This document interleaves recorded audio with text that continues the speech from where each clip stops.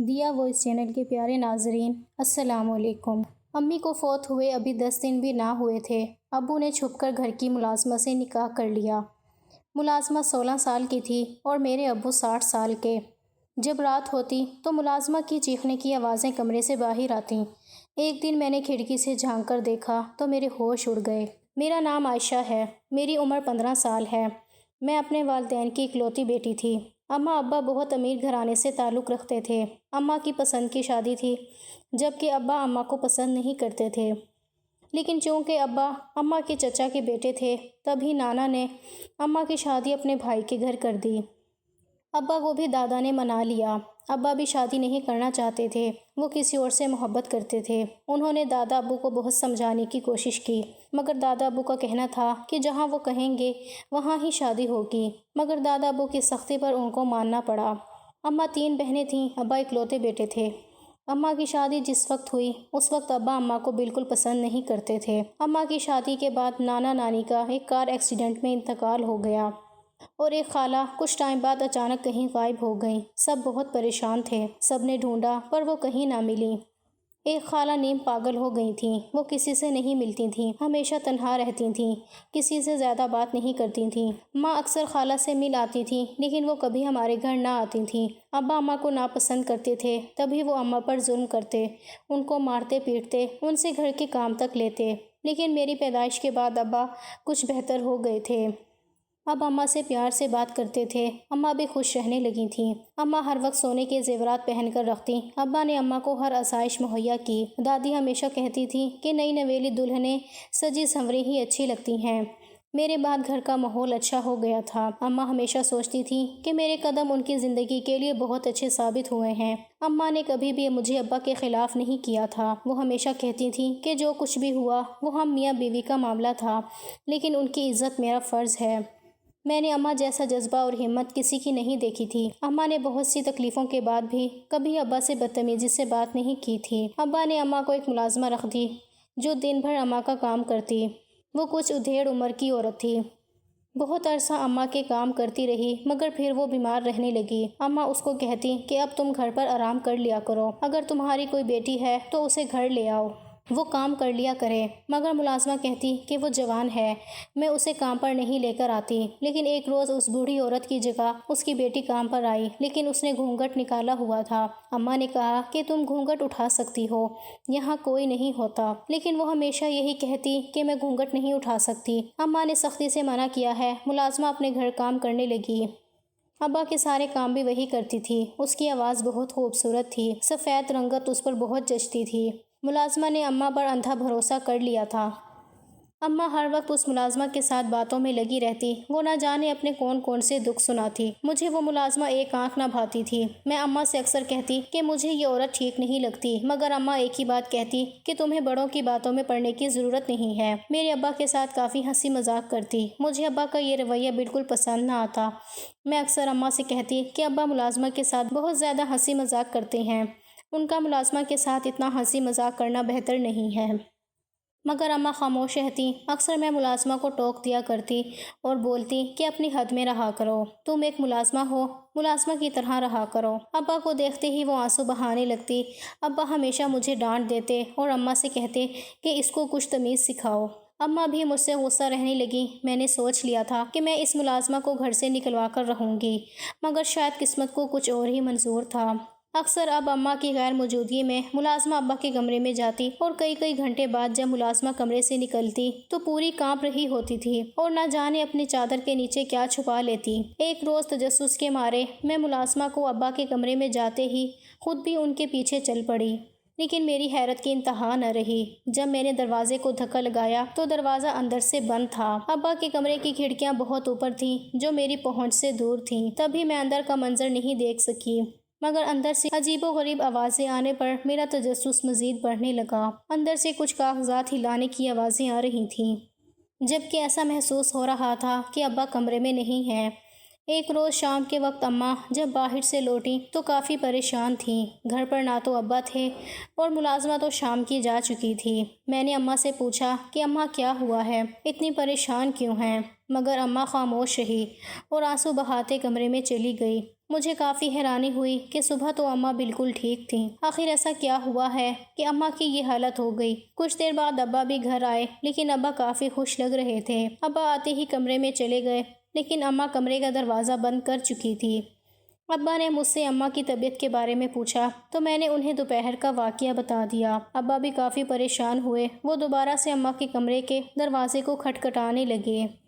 میں اور ابا کافی پریشان تھے، اماں نے آج تک کبھی اس طرح نہیں کیا تھا۔ کافی بار دروازہ کھٹکھٹانے کے بعد بھی جب اماں نے دروازہ نہیں کھولا تو ابا غصہ ہونے لگے اور اماں کو غصے سے بولنے لگے کہ یہ کیا بچپنا ہے، دروازہ کیوں بند کر رکھا ہے، لیکن اماں کی آواز پھر بھی نہ آئی۔ اب میں پھوٹ پھوٹ کر رونے لگی۔ میں جانتی تھی کہ اس سب کے پیچھے کوئی بہت بڑی وجہ ہے جو اماں کسی کو نہیں بتا رہی۔ وہ آج رات جیسے تیسے ہم لوگوں نے کاٹ لی، مگر اگلی صبح جب اماں نے دروازہ کھولا اماں کی آنکھیں سوجی ہوئی تھیں۔ ساری رات رونے کی وجہ سے ان کی آنکھیں کھلنا مشکل ہو رہی تھیں۔ وہ کمرے سے باہر آئیں تو میں صوفے پر ہی بیٹھی ہوئی تھی۔ اماں کو دیکھتے ہی اماں کے سینے سے لگ گئی اور رونے لگی، اور میں نے اماں سے پوچھا کہ کیا ہوا ہے، اماں ایسے کیوں رویہ اختیار کیا ہوا ہے، لیکن وہ میری بات پر خاموشی سے آنسو صاف کرنے لگیں، لیکن کچھ بولی نہیں اور کچن میں جا کر ناشتہ تیار کرنے لگیں۔ مجھے کافی حیرت ہوئی کیونکہ ناشتہ ہمیشہ ملازمہ بناتی تھی۔ آج اماں کو نہ جانے کیا ہو گیا تھا۔ میں نے اماں سے بولا کہ اماں ملازمہ کا انتظار کر لیں، وہ آنے ہی والی ہوگی، مگر اماں نے ایک جملے میں ساری بات ختم کر دی کہ وہ جن کاموں میں لگی ہوئی ہے اسے وہی کرنے دو، اس پر وہی جچتے ہیں، یہ گھر کے کام اس کی بس کی بات نہیں ہے۔ اماں کی بات میرے پلے نہ پڑی، مگر میں حیرانگی سے اماں کو دیکھنے لگی۔ اتنی ہی دیر میں ابا اماں کو ناشتہ بناتے ہوئے دیکھنے لگے۔ ابا کافی غصے میں تھے، اماں کے ساتھ جھگڑنے لگے اور بولے کہ رات بھر تم نے کیا تماشا لگا رکھا تھا، آخر تم چاہتی کیا ہو؟ مگر اماں مسکرانے لگی اور بولی کہ مجھے بہت پہلے اندازہ ہو جانا چاہیے تھا کہ آپ کیا چاہتے ہیں، یک طرفہ محبت ساری زندگی ساتھ نہیں چلتی۔ مجھے اماں کی باتوں سے خطرہ محسوس ہو رہا تھا، جیسے کوئی بہت بڑا راز ہے جو مجھ سے چھپایا جا رہا تھا۔ ابا نے حیرت سے پہلے میری طرف دیکھا اور آنکھیں پھاڑے اماں کو دیکھنے لگے۔ شاید ابا کو اس بات کی توقع نہیں تھی۔ ابا کے چہرے پر غصہ مزید بڑھنے لگا، وہ ناشتے کی میز چھوڑ کر واپس کمرے میں بند ہو گئے۔ میں خاموشی سے اماں کے پاس گئی اور اماں سے پوچھا کہ اماں آخر کیا ہوا ہے؟ ابا سے کوئی جھگڑا ہوا ہے یا کوئی اور بات ہے جو آپ مجھ سے چھپا رہی ہیں؟ اماں ناشتہ بناتے رونے لگی اور بولی کہ اپنے نصیب کی دعا کیا کرو، اللہ تمہارے نصیب اچھے کرے۔ میں مزید پریشان ہو گئی۔ میں نے اماں کو تسلی دی اور خاموشی سے ناشتے کی میز پر بیٹھ گئی۔ ابھی ہم دونوں کو ناشتہ کرتے تھوڑی ہی دیر گزری تھی کہ ملازمہ آ گئی اور بولی کہ مالکن آپ نے ناشتہ کیوں بنایا؟ میں آ ہی رہی تھی، مگر اماں نے کوئی جواب نہیں دیا اور مجھ سے بولی کہ اسے کہہ دو آج کے بعد میرا کوئی کام نہیں کرے گی، اپنے مالک سے پوچھ لے، اگر تو نے یہاں کام کرنا ہے تو کر لے، ورنہ جانا چاہتی ہے تو جا سکتی ہے۔ ملازمہ اماں کے پاس آئی اور بولی کیا ہوا مالکن، کوئی غلطی ہو گئی ہے؟ اماں نے نفرت بھری آنکھوں سے ملازمہ کو دیکھا اور بولی کہ مجھ سے سوال جواب کرنے والی تم کون ہوتی ہو؟ میں تمہیں جواب دینے کی پابند نہیں ہوں، بہتر ہے کہ میری نظروں سے دور ہو جاؤ۔ اب تو میں جان گئی تھی کہ کوئی تو بات ہے، اور بات بھی ملازمہ کو لے کر ہے۔ وہ کمرے میں گئی تو میں بھی اماں کے پیچھے چل پڑی اور اماں سے پوچھا کہ اماں ملازمہ نے کچھ کہا ہے، اگر کوئی بات ہوئی ہے تو مجھے بتا دیں۔ مگر اماں نے کہا کہ جب سکہ اپنا کھوٹا ہو تو کسی اور کو کیا کہنا۔ میں نے اماں کو ان کے حال پر چھوڑا اور اپنے کمرے میں آ گئی۔ سارا دن گزر گیا۔ ملازمہ سارا دن کافی بے چین تھی، بار بار نظر ابا کے کمرے کی طرف ڈال رہی تھی۔ اماں چونکہ الگ کمرے میں تھی، تب بھی مجھے ملازمہ پر شک ہونے لگا۔ دوپہر کے وقت ملازمہ کمرے میں گئی تو میں بھی تجسس کے مارے ملازمہ کے پیچھے چل پڑی۔ آج شاید وہ دروازہ بند کرنا بھول گئے تھے۔ میں نے ہلکا سا دروازہ کھولا تو سامنے کا منظر دیکھ کر میں دنگ رہ گئی۔ جو عورت اماں کے سامنے بھی اپنا چہرہ نہیں دکھاتی تھی، اس نے کیسے ابا کے سامنے اپنا چہرہ کھلا چھوڑا ہوا تھا اور وہ ابا کی ٹانگیں دبا رہی تھی۔ مجھے یہ سب کچھ اچھا نہیں لگ رہا تھا۔ میں نے سارا دن سوچوں میں گزار دیا۔ میں ملازمہ پر نظر رکھنے لگی تھی۔ جب ملازمہ گئی تو میں بھی اپنے کمرے میں آ گئی، مگر میں ساری رات سو نہ سکی۔ سوچوں کی ڈور ابھی بھی ملازمہ کے اوپر تھی۔ مجھے ملازمہ سے نفرت محسوس ہونے لگی۔ اب تو میں کچھ بھی کر کے اس کا چہرہ دیکھنا چاہتی تھی۔ آخر وہ چاہتی کیا ہے؟ کچھ دن گزرے، یہ سلسلہ مسلسل چلتا رہا۔ اماں ابا سے ناراض ہیں اور ملازمہ روز ابا کے کمرے میں جاتی اور کئی گھنٹے بعد باہر نکلتی۔ ایک روز میں نے ملازمہ سے پوچھا کہ تم اپنا چہرہ کیوں نہیں دکھاتی، ہم تو عورتیں ہیں، ہم سے کس چیز کا چھپانا، مگر اس نے یہ کہہ کر ٹال دیا کہ میرے چہرے پر داغ دھبے ہیں، مجھے شرمندگی محسوس ہوتی ہے، اسی لیے میں اپنا چہرہ چھپا کر رکھتی ہوں۔ لیکن یہ آواز کہیں سنی سنی تھی، مجھے شک سا محسوس ہوا، لیکن میں خاموش رہی کیونکہ میرے پاس کوئی ثبوت موجود نہیں تھا۔ جو میں سوچ رہی تھی، اپنے شک کو سچ ثابت کرنے کے لیے ابا کی لاپرواہی کی وجہ سے اماں بیمار رہنے لگی تھیں۔ جوانی میں ہی اماں کو نہ جانے کون کون سی بیماریاں لاحق ہو گئی تھیں۔ اماں کے چہرے کے رنگ بدل گئے تھے، پیلا زرد چہرہ ان کے بدلے نصیب کی کہانی سناتا تھا، آنکھوں کے گرد سیاہ حلقے پڑ گئے تھے۔ یہ تو وہ خوبصورت عورت تھی ہی نہیں جو نیا لباس پہن لیتی تو سارے خاندان کی نظر اماں پر ٹک جاتی۔ اب ابا بالکل ہی اماں کو نظر انداز کرنے لگے تھے۔ اماں بیمار ہوتی تو ابا پوچھتے تک نہ تھے اور ہر وقت بس ملازمہ کے آگے پیچھے گھومتے رہتے۔ ایک روز اماں کو شدید بخار ہوا مگر ابا گھر پر موجود نہیں تھے۔ میں نے بہت بار ابا کو فون کیا مگر ابا نے بھی فون کا جواب نہیں دیا۔ مجھے اپنے ابا پر بہت دکھ ہونے لگا۔ اماں بخار میں تپ رہی تھی مگر میں اکیلے کچھ نہیں کر سکتی تھی۔ میں نے اماں سے بولا کہ میں ان کے لیے کچھ کھانے کو لے کر آتی ہوں مگر اماں نے کوئی جواب نہیں دیا۔ کمزوری اس قدر تھی کہ ہلنا مشکل ہو گیا تھا۔ میں اماں کے لیے کھانا بنانے گئی اور آدھے گھنٹے بعد جب میں واپس آئی تو میرے سر پر آسمان ٹوٹ پڑا۔ جب میں نے اماں کو مردہ حالت میں دیکھا، میرے ہاتھ سے کھانے کی ٹرے زمین پر گر گئی۔ میں چیخ مارتے ہوئے اماں کے پاس گئی اور اماں کو بہت بار ہلایا مگر اماں کا وجود بے حس و حرکت تھا۔ میرے تو جسم سے جان نکل گئی۔ اماں کی یہ حالت دیکھ کر میں چیخ چیخ کر اماں کو اٹھاتی رہی مگر آنے والے کہاں واپس آتے ہیں۔ کچھ وقت میں ہی گھر میں کوہرام مچ گیا۔ میں اماں کی چارپائی سے لپٹی پھوٹ پھوٹ کر رو رہی تھی، لیکن جس انسان کے ساتھ اماں نے ساری زندگی گزار دی تھی اس انسان کی آنکھوں میں ایک آنسو بھی نہیں تھا۔ مجھے اس وقت کوئی ہوش نہیں تھا مگر میں ابا سے بہت سے سوال کرنا چاہتی تھی۔ ملازمہ ایک کونے میں کھڑی نہ جانے کیا کر رہی تھی۔ پورا گھر مہمانوں سے بھرا ہوا تھا۔ اماں کا جنازہ اٹھا تو میں پھوٹ پھوٹ کر رونے لگی۔ اماں کی تدفین کے بعد سب لوگ اپنے اپنے گھروں کو چلے گئے۔ پورے گھر میں مجھے اپنا آپ اکیلا محسوس ہو رہا تھا۔ میرے ابا نے ایک بار مجھے اپنے سینے سے نہیں لگایا تھا۔ گھر پر اب میں، ابا اور ملازمہ ہی ہوتے تھے۔ میں اپنے کام خود کرتی تھی اور ملازمہ ابا اور باقی گھر کے کام کرتی تھی۔ میں زیادہ ابا سے بھی بات نہیں کرتی تھی۔ ملازمہ کی چال ڈھال اب سب کچھ بدل گئے تھے۔ مجھے کچھ حیرت ہوتی، یہ پہلے والی عورت کیوں نہیں لگتی؟ مجھے اس ملازمہ پر کافی بار شک ہوا تھا۔ اب اکثر ابا کی غیر موجودگی میں اس ملازمہ سے کوئی وکیل ملنے آتا جس نے سفید رنگ کا کوٹ پہنا ہوتا اور اس کے ہاتھ میں بہت سی فائلز موجود ہوتی تھیں۔ مجھے ملازمہ پر بہت حیرت ہوتی مگر میں اپنے غم سے ابھی تک باہر نہیں نکل پائی تھی جو اس بات پر زیادہ غور کرتی۔ اماں کو میں ابھی 40 دن بھی نہ ہوئے کہ ابا نے چھپ کر گھر کی ملازمہ سے نکاح کر لیا۔ وہ ہر وقت منہ چھپائے رکھتی۔ میں ابھی اماں کے غم سے نہ نکلی تھی کہ ابا نے ایک اور صدمہ دے دیا۔ مجھے تو حیرت تھی ابا کی خود غرضی پر۔ مجھے ابا سے نفرت محسوس ہونے لگی تھی۔ ملازمہ نے ابھی بھی خود پر سے گھونگھٹ نہیں اتارا تھا۔ ملازمہ میرے ساتھ بہت اچھا رویہ رکھتی، میرے سارے کام زبردستی کرتی اور مجھے ہمیشہ کہتی کہ میں تمہاری ماں کی جگہ پر ہوں، مجھے اپنی ماں جیسا ہی سمجھو۔ یہ سمجھ لو کہ یہ شادی میری مجبوری تھی ورنہ تمہیں ماں کا پیار کبھی نہ ملتا۔ مجھے اس کی بات پر حیرت ہوتی۔ وہ ابا کا نام لے کر مجھ سے بہت سے کام کروا لیتی اور روزانہ ایک کاغذ پر مجھ سے دستخط کرواتی، لیکن مجھے سختی سے منع کرتی کہ کسی کو نہ بتانا۔ کاغذ پر نہ جانے کیا لکھا ہوتا تھا۔ پہلے تو میں کاغذات پر دستخط نہیں کرنا چاہتی تھی مگر وہ مجھے جب کہتی کہ یہ تمہارے ابا کا حکم ہے ورنہ وہ تمہیں گھر سے نکال دیں گے تو مجھے دستخط کرنے پڑتے۔ ایک روز میں چھپکے سے ابا کے پاس گئی اور بولی کہ آپ نے ملازمہ سے نکاح کر لیا ہے مگر وہ نہ جانے مجھ سے کیا کیا کرواتی رہتی ہے۔ تو ابا نے دو ٹوک الفاظ میں کہہ دیا کہ وہ جو کہتی ہے وہ کر دیا کرو۔ اس کے ساتھ بحث کی تو مجھ سے برا کوئی نہیں ہوگا۔ میں تو اپنے ابا کی بات پر حیران تھی کہ کوئی اتنا خود غرض کیسے ہو سکتا ہے جسے کسی غیر کے سامنے اپنی اولاد بھی نظر نہ آئے۔ اگلے روز صبح کے وقت میں ابا سے اپنی پڑھائی سے متعلق کچھ پوچھنے گئی تھی کہ ملازمہ ابا کے کمرے میں ان سے کوئی بات کر رہے تھے۔ میں بھی چھپ کر ان کی باتوں کو سننے لگی۔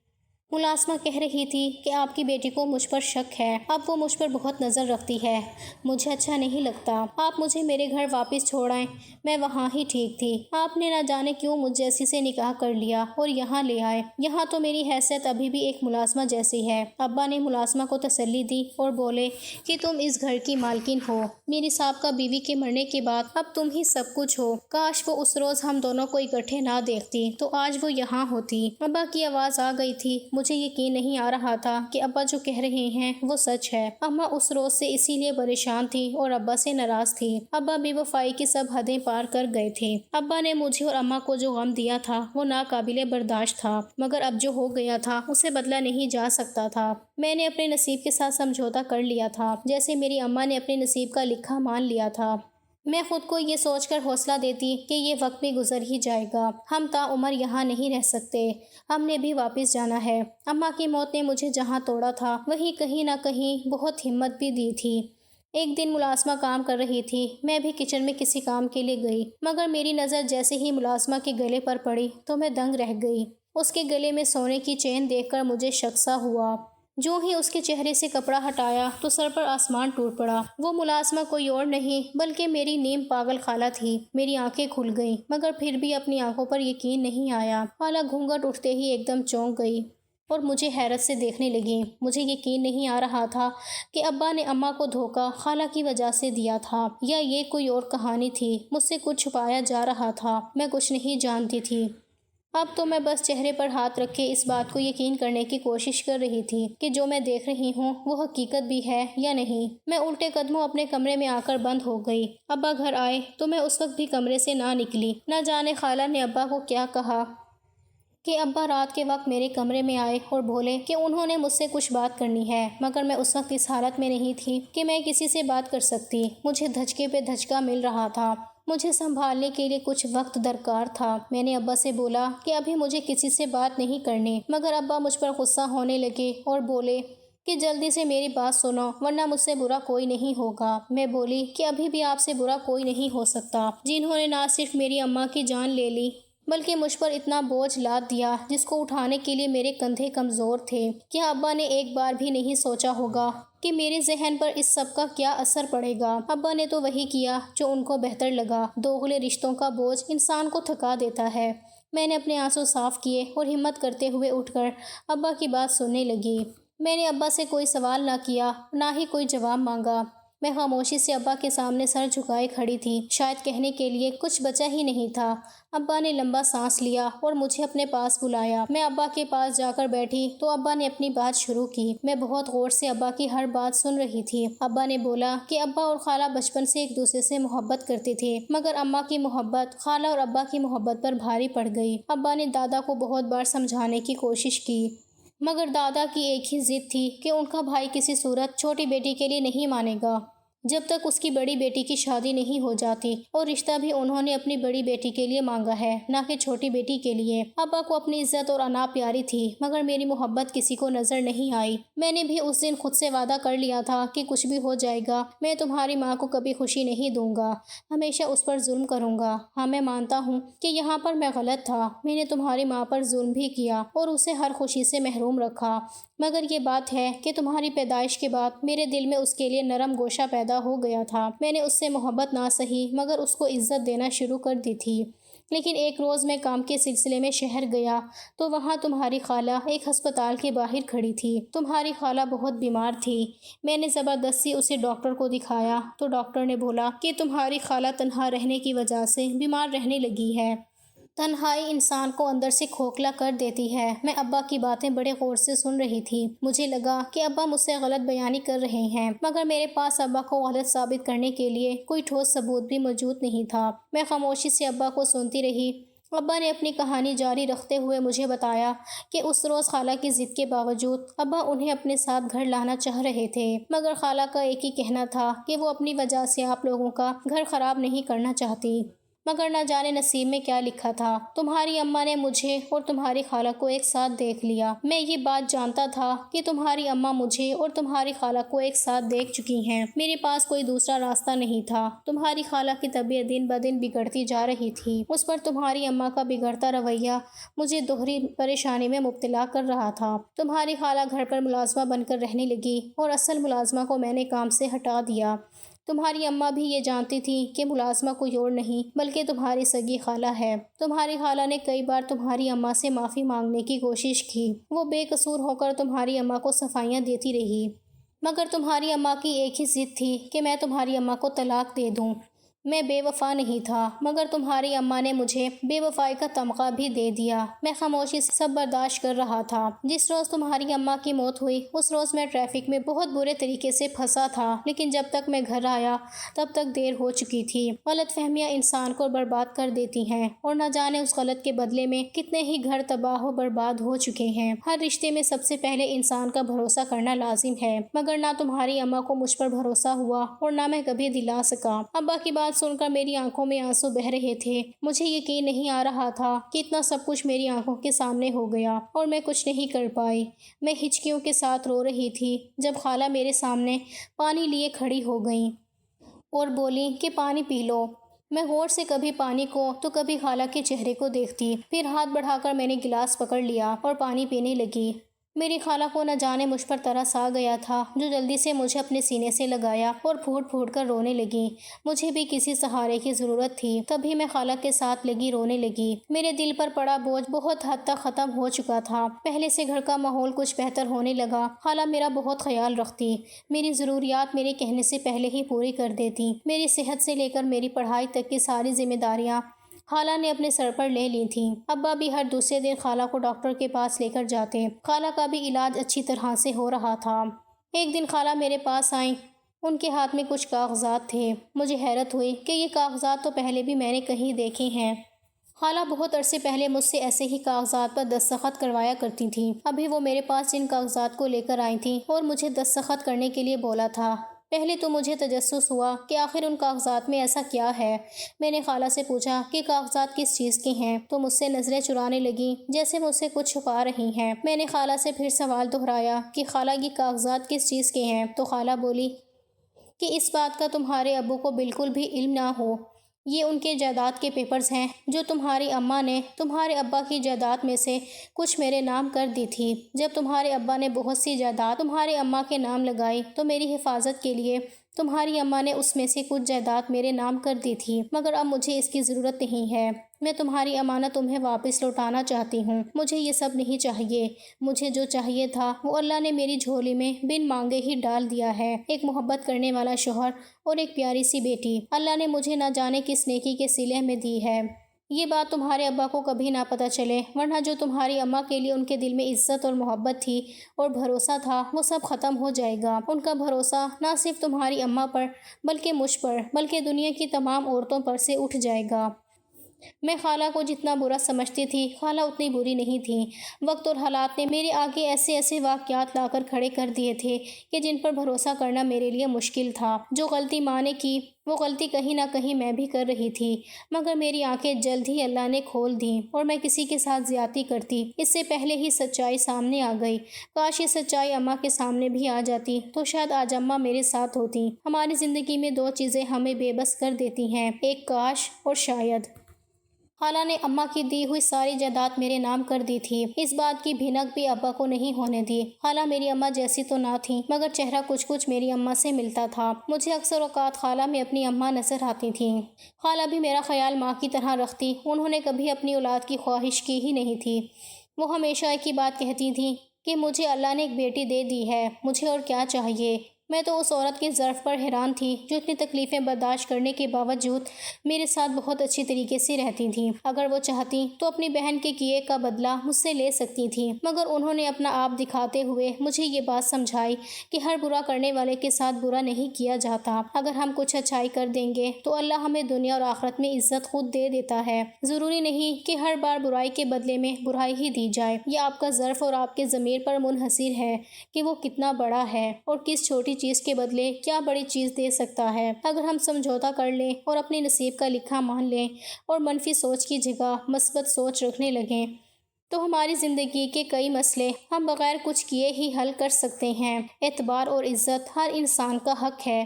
ابا کو اماں سے ہمیشہ یہ ایک ہی شکوہ رہا کہ اماں ابا سے محبت ضرور کرتی تھیں، مگر کبھی ان پر بھروسہ نہیں کیا تھا۔ ہمارے کچھ رشتے ہی ہمیں بہت کچھ سکھا جاتے ہیں اور بچے ہمیشہ اپنے بڑوں سے ہی سیکھتے ہیں۔ میں نے اپنی خالہ اور اپنے ابا سے ایک ہی بات سیکھی کہ رشتہ کوئی بھی ہو اس پر سب سے پہلے بھروسہ کرنا سیکھو تاکہ تا عمر چل سکیں۔